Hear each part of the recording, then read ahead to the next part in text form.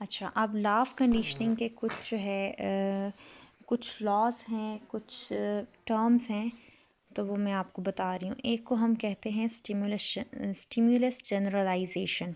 Stimulus generalisation क्या होती है? स्टिमुलस जनरलाइजेशन होती है कि कोई भी जो कंडीशनल रिस्पॉन्स है तब प्रोड्यूस हो बिल्कुल, अगर कंडीशनल कोई स्टिमुलस के सिमिलर कोई और चीज़ है तो उसकी वजह से कंडीशनल रिस्पॉन्स प्रोड्यूस हो।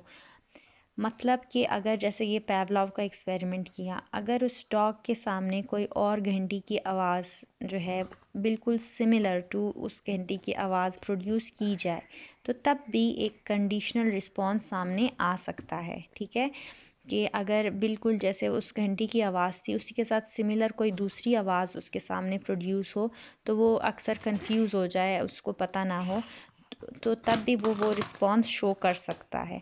तो जब उसके सिमिलर कंडीशनल स्टिमुलस के सिमिलर कोई स्टिमुलस अगर प्रोड्यूस हो तो उससे भी कंडीशनल रिस्पॉन्स प्रोड्यूस हो सकता है। ठीक है, तो इसको हम इस टर्म को हम स्टिमुलस जनरलाइजेशन कहते हैं।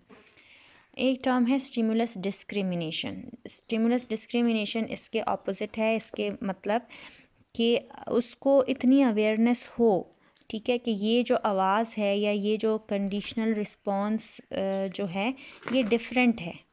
ठीक है, जो कंडीशनल स्टिमुलस वो सिर्फ कंडीशनल स्टिमुलस के सामने ही कंडीशनल रिस्पॉन्स शो करे, यानी वो किसी और घंटी की आवाज़ या किसी और आवाज़ या उससे मिलती जुलती कोई और आवाज़ें उसके सामने हों तब वो रिस्पॉन्स शो ना करे, तब उसके मुंह में सैलिवा ना आए।